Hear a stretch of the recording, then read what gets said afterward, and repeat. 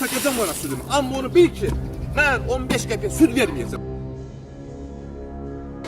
Özləri yalandan eləyirlər ki, hökumətdən nəysə alalar. Alıram litrini 1.30'a, satıram 1.50'ye. Sosial şəbəkələrdə süd satan şəxsin açıqlaması gündəm olub. Təsərrüfatçı südün litrinə cəmi 15 qəpik təklif edildiyini, bu qiymətə satmaqdansa südü yerə tökməyin daha yaxşı olduğunu bildirib. Südü bizdən 45 qəpiyə alırlar.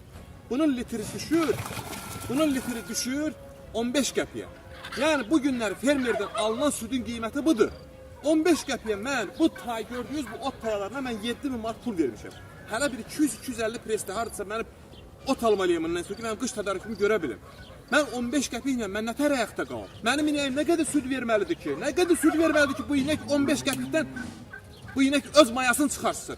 Mən çox istəmirəm, amma heç olmasa bunu bizdən bir manat alsınlar da. Mənə deyir, südü tökəsən o ana, dəqiqə tökəcəksən. Bəli, mən südümü tökəcəm o ana. Tutacam belə tökəcəm o ana südümü. Amma onu bil ki, mən 15 qəpiyə süd verməyəcəm. Tadım ki, mənim südümün qiyməti düzələnə qədər.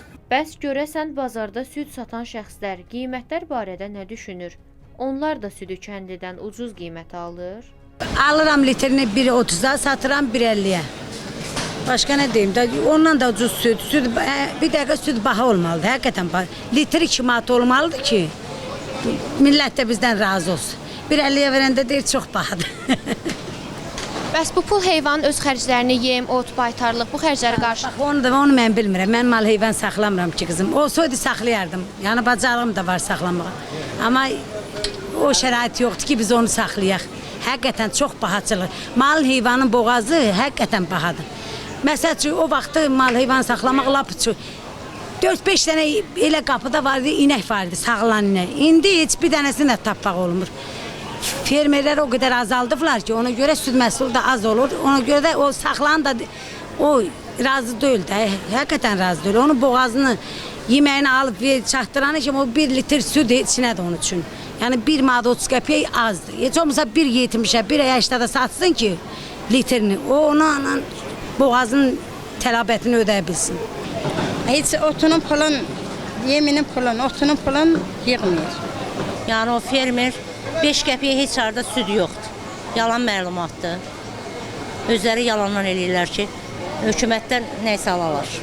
O fermerlər. Hamısını da eləyən onlardır. Əti qalxızıblar, yağı suni şəkildə qalxızıblar. Yəni belə olmaz da istəyirlər ki, millət qırılsın. Hökumət neynəsin, geçsin hamısının yanında dayansın. Hamısı suni şəkildə qalxmış şeylərdir. Biz amma heç bir pendirin qiymətin nə tər gəlirsə də elə 30 qəpik üstünə qoyub satırıq. Yəni çox qiymət qoymuruq da, cəmaat yazıqdır. Yəni bu qədər. Bəs süddən qalan pul ümumiyyətlə sizi qane eləyir? Yəni heyvanın öz xərclərini qarşılayır, yem, ot və s. Bəli, qarşılayır. Çox adamın sahəsi var da, kətlərdə sahələr var, bölgülər var. Mən Qarabağlıyam, bilirəm. O vaxtı hökumət tərəfindən bizə yer verilmişdi, sahə verilmişdi. Bizim heyvanlarımız orada otlayırdı, həm biçilirdi, qışa saxlanırdı. Yəni qane eləyirdi. Məsələ ilə bağlı iqtisadçı Altay İsmailovun fikirlərini öyrəndik.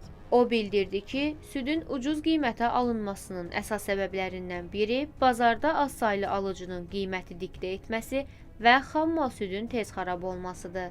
Xüsusilə də yay aylarında çox sürətlə xarab olan bir məhsuldur. Yəni bir neçə saatlıq ömrü var. Əlbəttə ki, belə olanda müştəri, daha doğrusu satıcı, süd satıcısı məcburdur ki, südü ya açsın bugünkü videoda gördüyümüz kimi, ya da ki südü dəyər-dəyməzinə satsın. Ona görə bugünkü etiraz onun göstəricisidir ki, artıq satıcı fikirləşir ki, o qiymətə süd satacağına elə onu yerə töksə yaxşıdır. Belə fikirləşib o reaksiyanı göstərir. Nə etməli sualı gəldiyi zaman açıqcası süd istehsalçılarının və ya təsərrüfatlar, bilirsiniz, bizdə kiçik təsərrüfatlardır. Yəni 2-5 aralığında sayda mal-qara saxlayan insanlar və bunların özlərinin bir belə deyək, südü mühafizə eləmə imkanları yoxdur. Amma bu təsərrüfatı daha kollektiv, daha korporativ şəkildə bunu edə bilsələrdi, bəlkə südün qorunması üçün o müəyyən tankların, müəyyən soyuducu tankların təmini ola bilsəydi, bəlkə onların bu bazarlıq imkanlarını artırıla bilərdi. Kənd Təsərrüfatı Nazirliyinin ictimaiyyətə yayımladığı məlumata görə qurum qiymət məsələsinə baxmır. Lakin nazirlikdən əlavə edilib ki, yaxın zamanda həm ətlik, həm damazlıq istiqamətində eyni zamanda süd məhsulu üzrə subsidiyanın verilməsi planlaşdırılır.